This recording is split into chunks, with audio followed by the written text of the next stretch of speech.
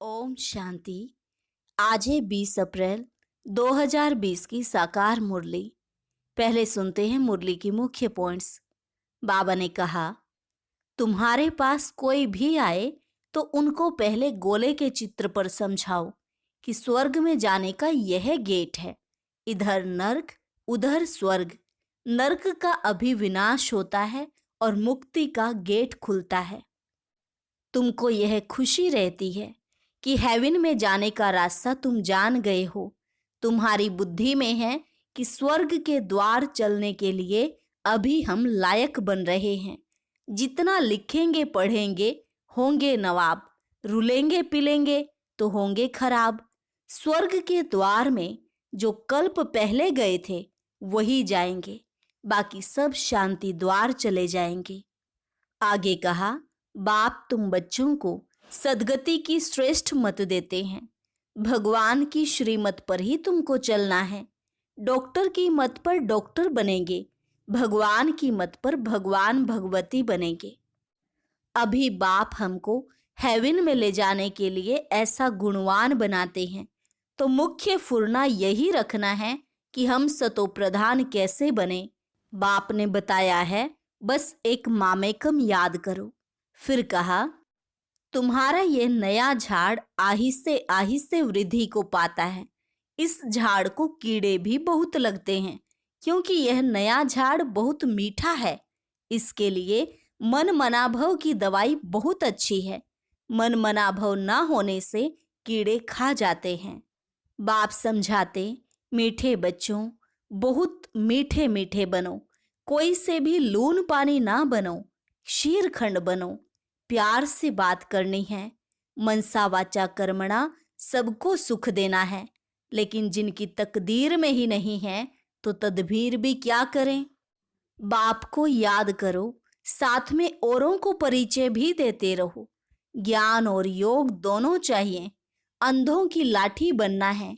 और लास्ट में बाबा ने कहा, पास विद ऑनर होने के लिए सिर्फ एक सब्जेक्ट में नहीं बल्कि सब सब्जेक्ट में पूरा ध्यान देना है। ज्ञान भी चाहिए, चलन भी ऐसी चाहिए, दैवी गुण भी चाहिए और अटेंशन रखना है। और आज मुरली के लास्ट में एक सूचना है, वह भी जरूर सुने। अब सुनते हैं महावाक्यों को विस्तार से। मुरली का सार। मीठे बच्चे, तुम्हारा ये नया झाड़ बहुत मीठा है। इस मीठे झाड़ को ही कीड़े लगते हैं। कीड़ों को समाप्त करने की दवाई है मन मना भव। प्रश्न, पास विद ऑनर होने वाले स्टूडेंट की निशानी क्या होगी? उत्तर, वे सिर्फ एक सब्जेक्ट में नहीं लेकिन सभी सब्जेक्ट्स में पूरा पूरा ध्यान देंगे। स्थूल सर्विस की भी सब्जेक्ट अच्छी है, बहुतों को सुख मिलता है, इससे भी मार्क्स जमा होती हैं, लेकिन साथ साथ ज्ञान भी चाहिए तो चलन भी चाहिए। दैवी गुणों पर पूरा अटेंशन हो, ज्ञान योग पूरा हो, तब पास विद ऑनर हो सकेंगे। गीत, न वह हमसे जुदा होंगे न उल्फत दिल से निकलेगी। ओम शांति। बच्चों ने क्या सुना? बच्चों की किससे दिल लगी हुई है? गाइड से। गाइड क्या क्या दिखलाते हैं? स्वर्ग में जाने का गेट दिखलाते हैं। बच्चों को नाम भी दिया है, गेटवे टू हेवन। स्वर्ग का फाटक कब खुलता है? अभी तो हेल है ना। हेवन का फाटक कौन खोलते हैं और कब, यह तुम बच्चे ही जानते हो। तुमको सदैव खुशी रहती है। हेवन में जाने लिए रास्ता तुम जानते हो। मेले प्रदर्शनी द्वारा तुम यह दिखलाते हो कि मनुष्य स्वर्ग के द्वार कैसे जा सकते हैं। चित्र तो तुमने बहुत बनाए हैं। बाबा पूछते हैं, इन सब चित्रों में से कौन सा ऐसा चित्र है जिससे हम किसको भी समझा सकें कि यह है स्वर्ग में जाने का गेट। गोले सृष्टि चक्र के चित्र में स्वर्ग जाने का गेट सिद्ध होता है। यही राइट है। ऊपर में उस तरफ है नर्क का गेट, उस तरफ है स्वर्ग का गेट, बिल्कुल क्लियर है। यहाँ से सब आत्माएं भागती हैं शांति धाम, फिर आती हैं स्वर्ग में। यह गेट है। सारे चक्र को भी गेट नहीं कहेंगे। ऊपर में जहाँ संगम दिखाया है वह है पूरा गेट, जिससे आत्माएं निकल जाती हैं, फिर नई दुनिया में आती हैं। बाकी सब शांति धाम में रहती हैं। कांटा दिखाता है यह नरक है, वह स्वर्ग है। सबसे अच्छा फर्स्ट क्लास समझाने का यह चित्र है। बिल्कुल क्लियर है। Gateway to heaven. यह बुद्धि से समझने की बात है ना। अनेक धर्मों का विनाश और एक धर्म की स्थापना हो रही है। तुम जानते हो हम सुख धाम में जाएंगे, बाकी सब शांति धाम में चले जाएंगे। गेट तो बड़ा क्लियर है। यह गोला ही मुख्य चित्र है। इसमें नर्क का द्वार, स्वर्ग का द्वार बिल्कुल क्लियर है। स्वर्ग के द्वार में जो कल्प पहले गए थे वही जाएंगे, बाकी सब शांति द्वार चले जाएंगे। नर्क का द्वार बंद हो, शांति और सुख का द्वार खुलता है। सबसे फर्स्ट क्लास चित्र यह है। बाबा हमेशा कहते हैं त्रिमूर्ति, दो गोले और यह चक्र फर्स्ट क्लास चित्र है। जो भी कोई आए उनको पहले इस चित्र पर दिखाओ। स्वर्ग में जाने का यह गेट है। यह नर्क, यह स्वर्ग। नर्क का अभी विनाश होता है, मुक्ति का गेट खुलता है। इस समय हम स्वर्ग में जाएंगे, बाकी सब शांति धाम में जाएंगे। कितना सहज है। स्वर्ग द्वार सभी तो नहीं जाएंगे, वहां तो इन देवी देवताओं का ही राज्य था। तुम्हारी बुद्धि में है स्वर्ग द्वार चलने के लिए अभी हम लायक बन रहे हैं। जितना लिखेंगे पढ़ेंगे होंगे नवाब, रुलेंगे पिलेंगे तो होंगे खराब। सबसे अच्छा चित्र यह गोले का है। बुद्धि से समझ सकते हैं। एक बार चित्र देखा फिर बुद्धि से काम लिया जाता है। तुम बच्चों को सारा दिन ये ख्यालात चलने चाहिए कि कौन सा चित्र मुख्य हो, जिस पर हम अच्छी रीति समझा सकते हैं। गेटवे टू हेवन, ये अंग्रेजी अक्षर बहुत अच्छा है। अभी तो अनेक भाषाएं हो गई हैं। हिंदी अक्षर हिंदुस्तान से निकला है। हिंदुस्तान अक्षर कोई राइट नहीं है, इसका असल नाम तो भारत ही है। भारत खंड कहते हैं। यह तो गलियों आदि के नाम बदले जाते हैं, खंड का नाम थोड़े ही बदला जाता है। महाभारत अक्षर है ना, सब में भारत ही याद आता है। गाते भी हैं भारत हमारा देश है। हिंदू धर्म कहने से भाषा भी हिंदी कर दी है। यह है अनराइटियस। सतयुग में था सच ही सच, सच पहनना, सच खाना, सच बोलना। यहाँ सब झूठ हो गया है। तो यह गेटवे टू हेवन अक्षर बहुत अच्छा है। चलो हम आपको स्वर्ग जाने का गेट बताएं। कितनी भाषाएं हो गई हैं। बाप तुम बच्चों को सदगति की श्रेष्ठ मत देते हैं। बाप की मत के लिए गायन है, उनकी गत मत न्यारी। तुम बच्चों को कितनी सहज मत देते हैं। भगवान की श्रीमत पर ही तुमको चलना है। डॉक्टर की मत पर डॉक्टर बनेंगे, भगवान की मत पर भगवान भगवती बनना होता है भी भगवानुवाच।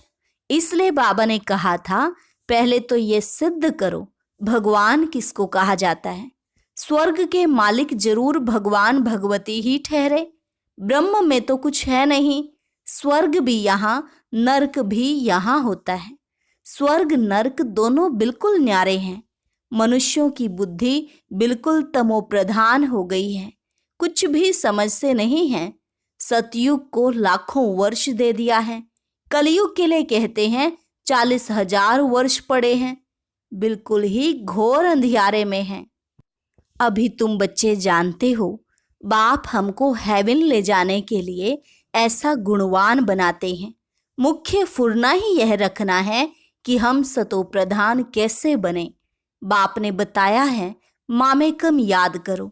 चलते फिरते काम करते बुद्धि में यह याद रहे। आशिक माशुक भी कर्म तो करते हैं ना, भक्ति में भी कर्म तो करते हैं। बुद्धि में उनकी याद रहती है। याद करने के लिए माला फेरते हैं। बाप भी घड़ी घड़ी कहते हैं मुझ बाप को याद करो। सर्वव्यापी कह देते तो फिर याद किसको करेंगे? बाप समझाते हैं, तुम कितने नास्तिक बन गए हो, बाप को ही नहीं जानते हो। कहते भी हो ओ गॉड फादर, परंतु वह है कौन यह जरा भी पता नहीं है। आत्मा कहती है ओ गॉड फादर, परंतु आत्मा क्या है? आत्मा अलग है, उनको कहते हैं परम आत्मा, अर्थात सुप्रीम, ऊंच ते ऊंच सुप्रीम सोल, परम आत्मा। एक भी मनुष्य नहीं जिसको अपनी आत्मा का ज्ञान हो। मैं आत्मा हूं, ये शरीर है। दो चीज तो है ना, ये शरीर 5 तत्वों का बना हुआ है।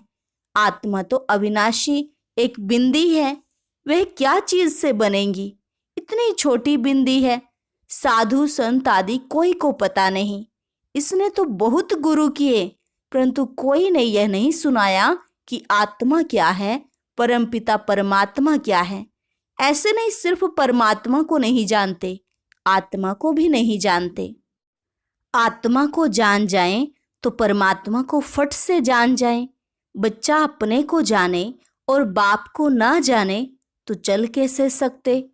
तुम तो अभी जानते हो आत्मा क्या है, कहाँ रहती है।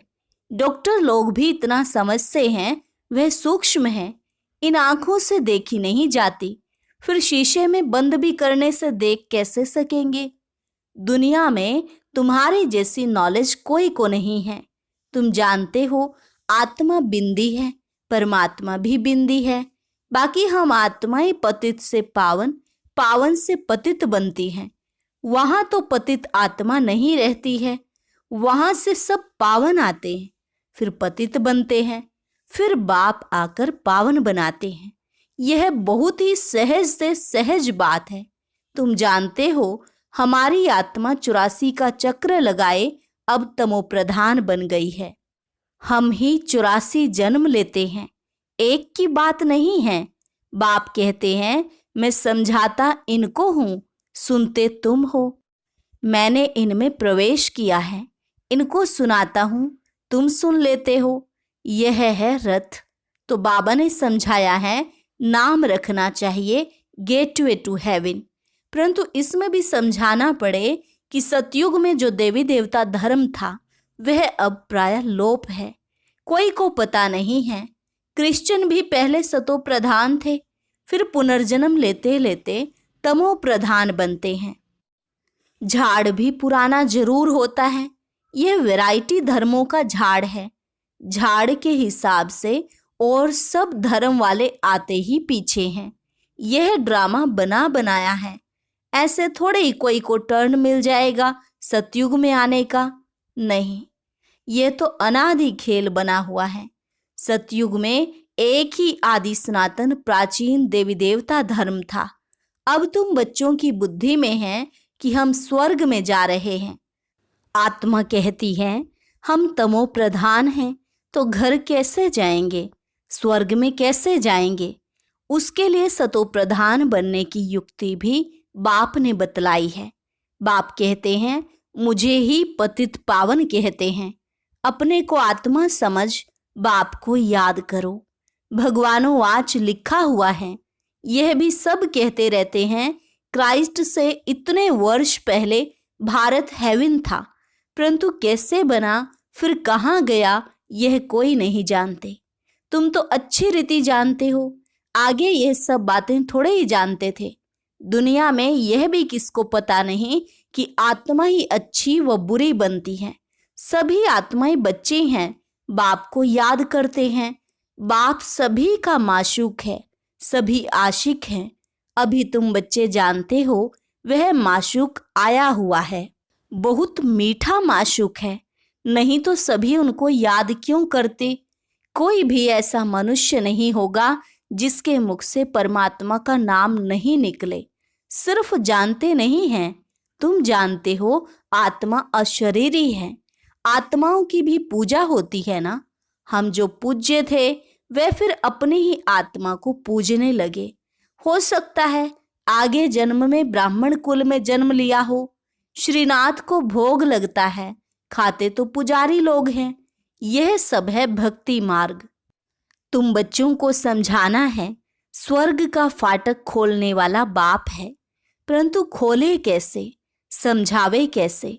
भगवानो वाच है तो जरूर शरीर द्वारा वाच होगी ना। आत्मा ही शरीर द्वारा बोलती है, सुनती है। यह बाबा रेजगारी बताते हैं। बीज और झाड़ है, तुम बच्चे जानते हो यह नया झाड़ है। आहिस्ते आहिस्ते फिर वृद्धि को पाते हैं। तुम्हारे इस नए झाड़ को कीड़े भी बहुत लगते हैं, क्योंकि यह नया झाड़ बहुत मीठा है। मीठे झाड़ को ही कीड़े आदि कुछ न कुछ लगते हैं, फिर दवाई दे देते हैं। बाप ने भी मन मनाभव की दवाई बहुत अच्छी दी है। मन मनाभव ना होने से कीड़े खा जाते हैं। कीड़े वाली चीज क्या काम आएगी, वह तो फेंकी जाती है। कहाँ ऊंच पद, कहाँ नीच पद, फर्क तो है ना। मीठे बच्चों को समझाते रहते हैं, बहुत मीठे मीठे बनो, कोई से भी लून पानी ना बनो, शीरखंड बनो। वहाँ शेर बकरी भी शीरखंड रहते हैं, तो बच्चों को भी शीरखंड बनना चाहिए। परंतु कोई की तकदीर में ही नहीं तो तदबीर भी क्या करे, नापास हो जाते हैं। टीचर तो पढ़ाते हैं तकदीर ऊंच बनाने, टीचर पढ़ाते तो सबको हैं।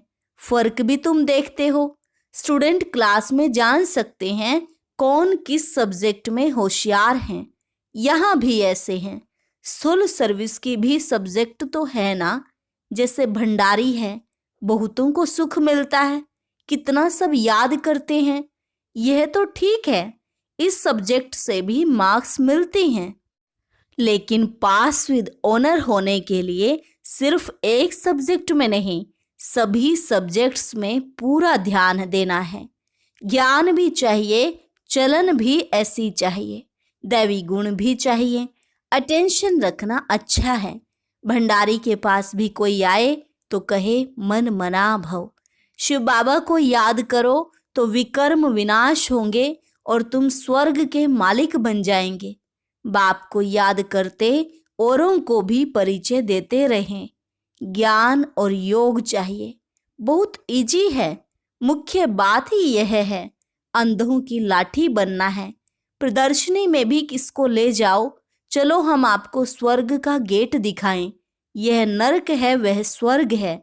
बाप कहते हैं मुझे याद करो, पवित्र बनो, तो तुम पवित्र दुनिया के मालिक बन जाएंगे। मन मना भव। हूबहू तुमको गीता सुनाते हैं, इसलिए बाबा ने चित्र बनाया है गीता का। भगवान कौन, स्वर्ग का गेट कौन खोलते हैं? खोलता है शिव बाबा। कृष्ण उससे पार करता है और फिर नाम रख दिया है कृष्ण का। मुख्य चित्र हैं ही दो, बाकी तो रेजगारी है। बच्चों को बहुत मीठा बनना है, प्यार से बात करनी है, मनसा वाचा कर्मणा सबको सुख देना है। देखो भंडारी सबको खुश करती है तो उनके लिए सौगात भी ले आते हैं। यह भी सब्जेक्ट है ना, सौगात आकर देते हैं। वह कहती है हम तुमसे क्यों लूं, फिर तुम्हारी याद रहेगी। शिव बाबा के भंडारे से मिलेगा तो हमको शिव बाबा की याद रहेगी। अच्छा, मीठे मीठे सिकिलदे बच्चों प्रति मात पिता बाप दादा का याद प्यार और गुड मॉर्निंग। रूहानी बाप की रूहानी बच्चों को नमस्ते। रूहानी बच्चों की रूहानी बाप दादा को नमस्ते नमस्ते, गुड मॉर्निंग। धारणा के लिए मुख्य सार।